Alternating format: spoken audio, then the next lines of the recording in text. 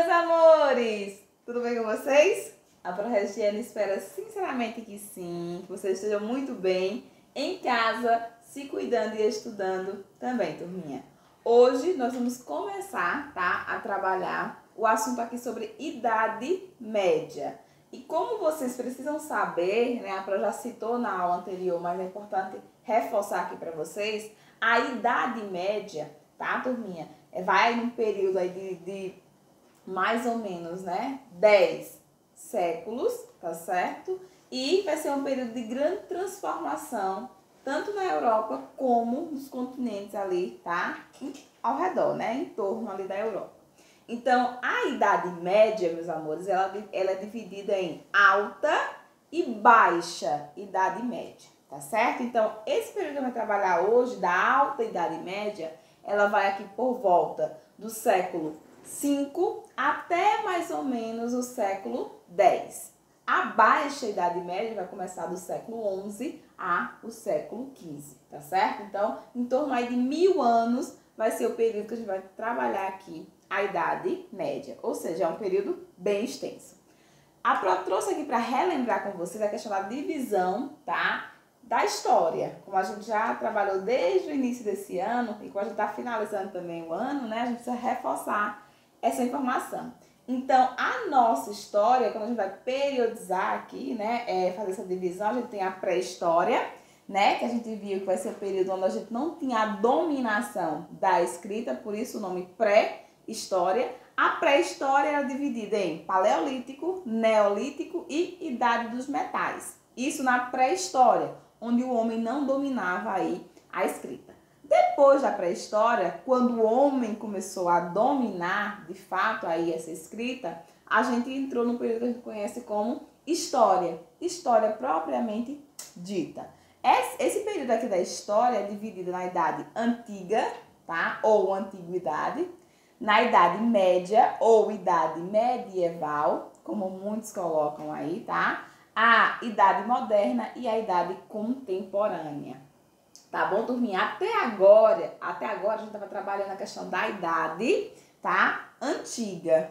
A partir desse momento, a gente vai trabalhar a idade média. Então, é muito importante que vocês observem essa divisão aí para que vocês consigam organizar melhor as informações que a Pro está colocando. Então, a idade antiga vai a partir do momento que os sumérios conseguem aí, né, apresentar e organizar a escrita, que a gente começa o período da história, até o momento da queda, né, do Império aqui romano ocidental. Então, lembrem-se sempre, esse é o período que a gente vai compreender como a antiguidade.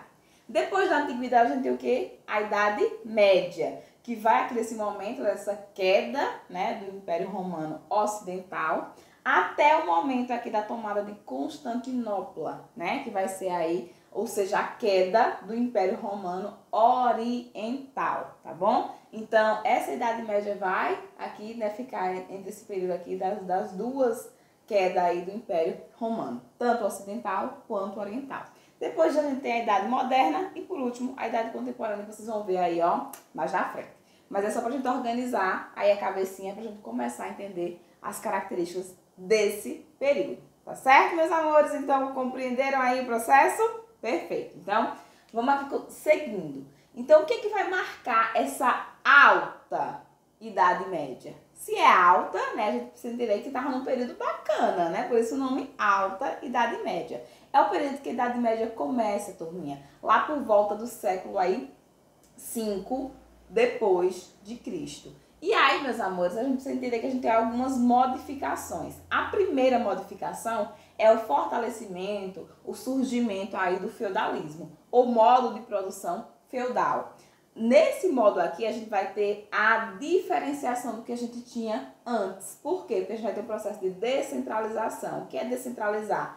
É você espalhar, vamos colocar assim, tá? Antes, havia uma organização mais centralizada na figura de um rei, tá? Geralmente mais organizados em cidades.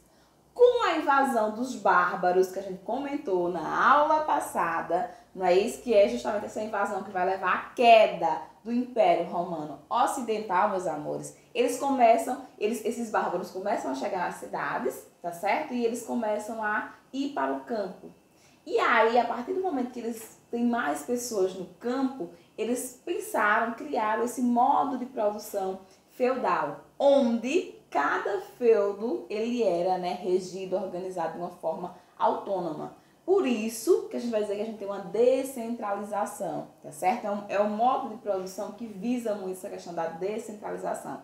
Então, cada feudo vai estar ali, ó, organizadozinho da sua forma, tá certo? E isso implica em quê? Em uma sociedade mais vivendo aí da questão, né, rural. Diferente do que a gente tinha anteriormente, que o pessoal vivia mais nos espaços urbanos, daquela época, mais urbanos, tá, turminha? E aí também, além disso, meus amores, se baseavam mais na questão do comércio. A partir do modelo feudal, não. Eles já viviam mais a partir do cultivo, né, da produção aí da terra. Então é muito importante que vocês observem essas características. Por isso que essa queda desse império aí romano ocidental vai ser tão importante aí. Então, definição do feudalismo, modo de produção, né, aqui econômica e política também, tá? Em que houve aqui a descentralização das relações político e também social, cuja base aqui passou a ser os feudos, né, que seriam essas porções de terras aí dominadas, tá bom? Essas unidades aí que seriam dominadas pelo senhor feudal.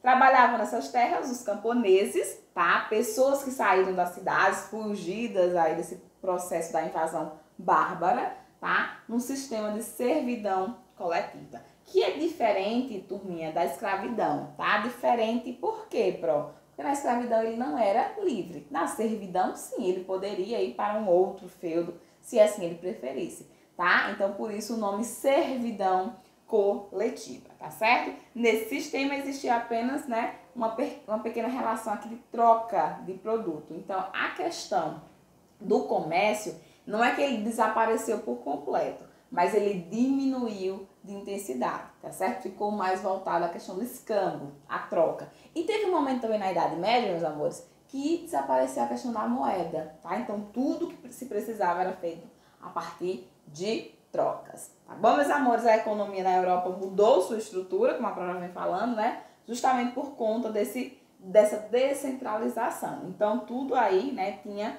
que se reorganizar. Então, tudo passou a ser organizado a partir dos feudos, né? Cada feudo tinha uma vida organizada de acordo com a estrutura dele. Por isso, o nome descentralização.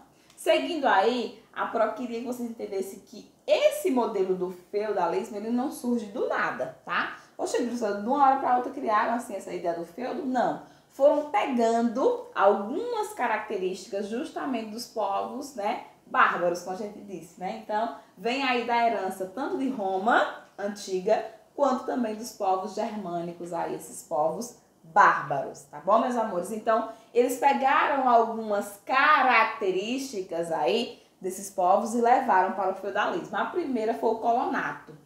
Esse colonato tinha aí como servidão a servidão coletiva como sua base. Então, o colonato foi o momento aí que eles, né, foi um dos fatores que eles pegaram, principalmente os povos germânicos, e levaram para a questão aí do feudalismo. Por quê, professora? Porque nesse momento aqui, né, quando os germânicos começam a, né, fazer o processo de invasão, percebeu-se o quê? Que já não dava mais certo a questão da escravidão, como eles tinham aí, principalmente de Roma Antiga. E aí começou a substituir aí a forma de escravidão, tá?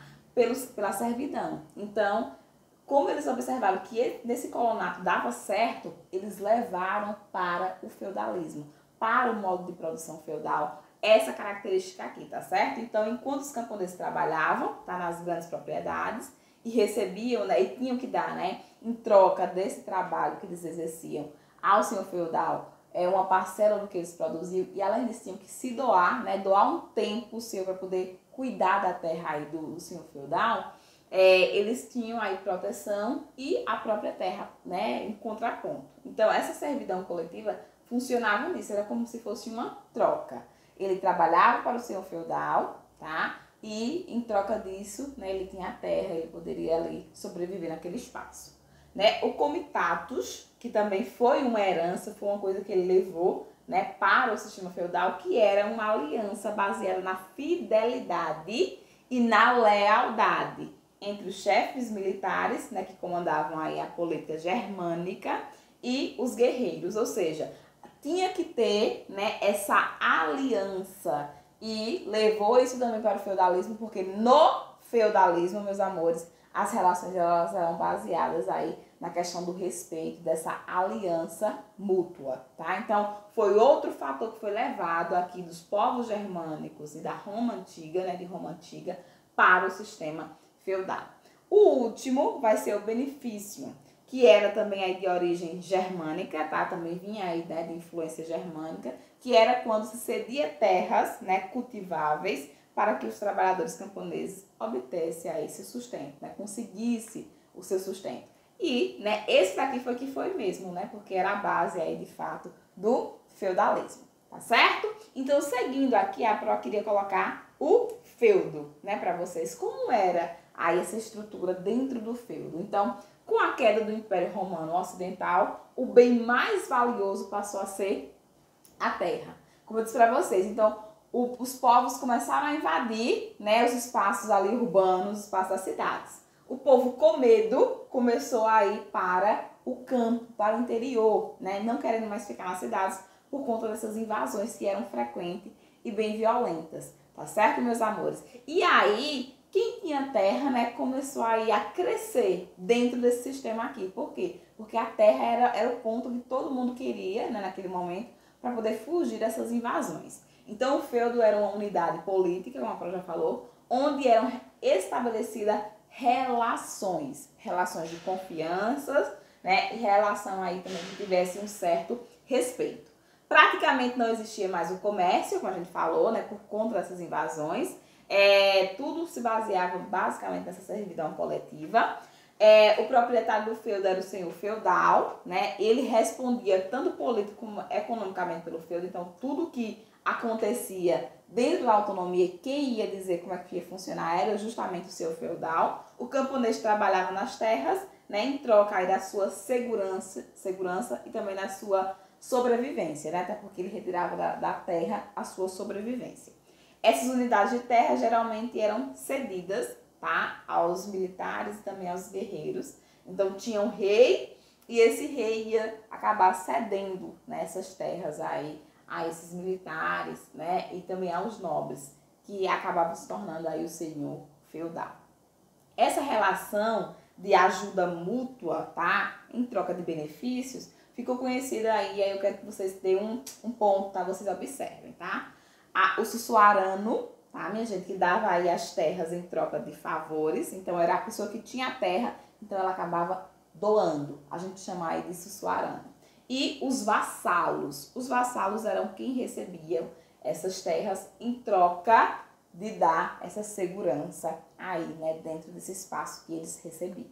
Então, existia essa relação aí de sussuarania e da vassalagem aí, tá bom, meus amores? Quem doava essa terra em troca de um cuidado militar, né, de uma proteção militar, e quem recebia para poder dar essa proteção militar.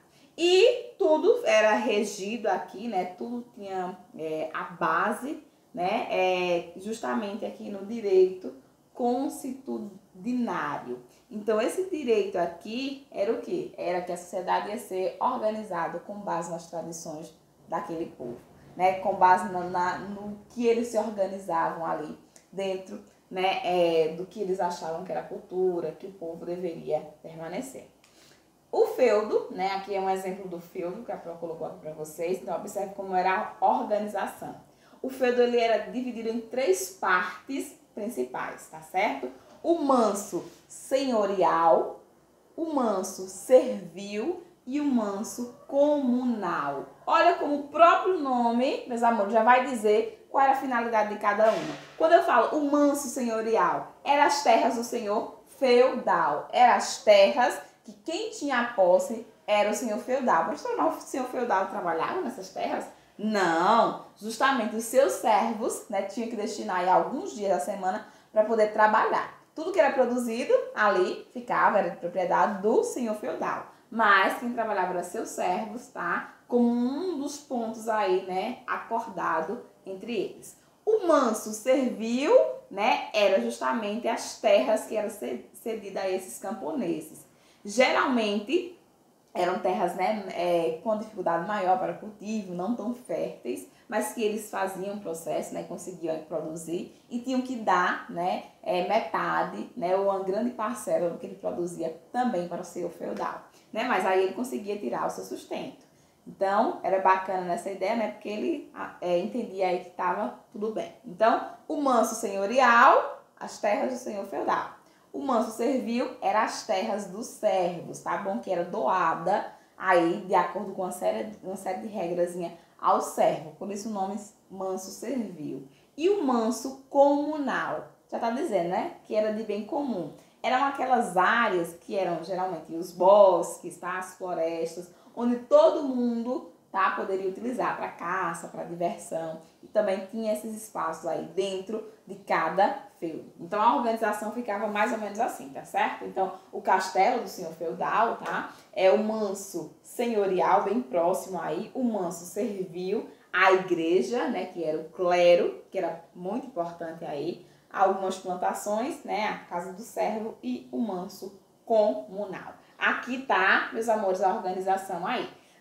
Estamos entendendo como é que funcionava aí esse processo do feudalismo? Então vamos continuar aqui, meus amores, para a gente entender a questão da organização social. Como é que estava dividida a sociedade dentro desse modelo feudal? A sociedade ela estava dividida em 3 camadas: o clero, a nobreza e os camponeses. Então, a gente costuma brincar que no modelo feudal tinha aquelas pessoas que oravam, tá? Que rezavam aí, que era o clero. Tinha aquelas pessoas que mandavam e protegiam, que eram os nobres, e tinha aquelas pessoas que trabalhavam, que eram os servos. Então, dentro do modelo feudal, vocês têm que lembrar dessas 3 pessoas que vão formar aí a estrutura, as camadas sociais. Então, o clero era a igreja católica, tá, meus amores? Os nobres eram geralmente quem proporcionavam aí segurança, quem dava segurança, já que aquele povo todo estava ali porque estava fugindo da invasão ali dos bárbaros, né? Então, eles queriam o quê? Proteção. Então, tinha aí que ter essa proteção. Então, quem dava essas proteções aí eram os nobres. E também tinha a questão dos camponeses, que eram quem trabalhava. Tá bom, meus amores? Era uma sociedade, como a gente costuma dizer, né? Estratificada, ou seja, estável como está, fica. Ninguém passava por uma promoção social. Então, não existia aí essa possibilidade de você sair do servo para ser um nobre, tá? A sociedade, ela era estática. Então, vamos lá comentar cada uma dessas camadas. O clero, tá? Em primeiro momento aqui.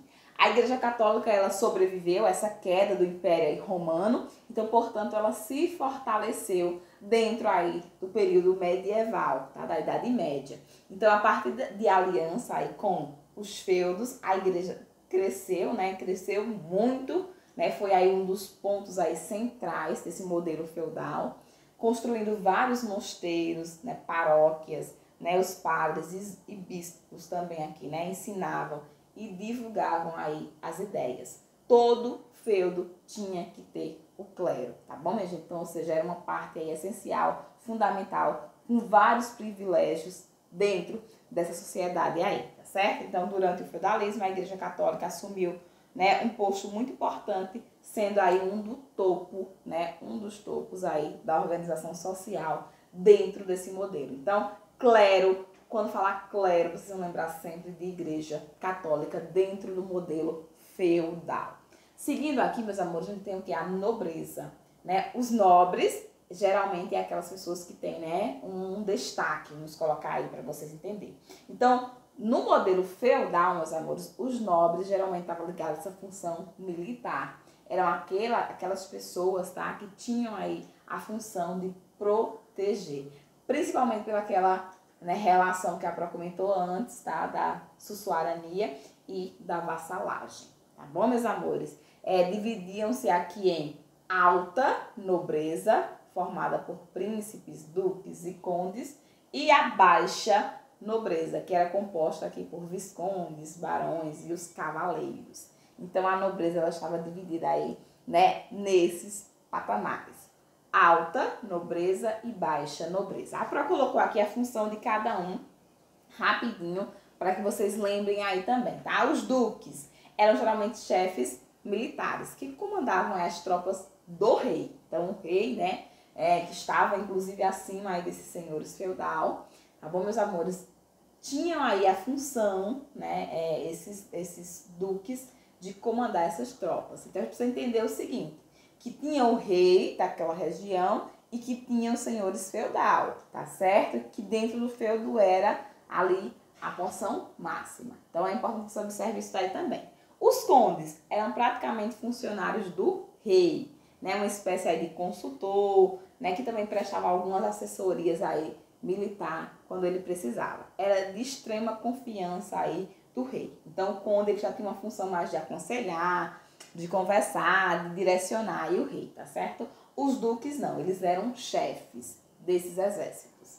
Os marqueses eram funcionários aí, né, do período do Império Carolígio, que é o que a gente já comentou, que tinham aí a função de cuidar e defender as fronteiras de seu rei. Era um título somente aí desse período, tá? Então era só para quem vinha aí desse momento aí do Império Carolígio. Os barões, né, todo nobre que adquirisse terras, né, que recebia essas terras aí desse rei, dava o nome de barão, né, que até hoje a gente utiliza para fazer algumas brincadeiras, né, vocês podem observar. Os cavaleiros eram nobres, né, de grande destaque durante esse sistema aqui feudal. Por quê, professora? Porque eles eram os mais altos guerreiros, tá bom? Desse período aí dessa defesa, ou seja, da função da nobreza de defender, então eles eram aí esse patamar mais elevado. Então aqui a gente dividia essa nobreza, essa parte aí que cuidava dessa proteção, tá bom, meus amores? Seguindo aqui, vamos falar um pouquinho dos camponeses, os servos, não é isso? Então, como era que funcionava aqui essa questão dos camponeses? Então, ainda no Império Romano, já né, no seu final, já quando já estava no processo de queda, o sistema escravista ele foi substituído por esse sistema aí que a Pro já comentou, que é o sistema aí do colonato, da servidão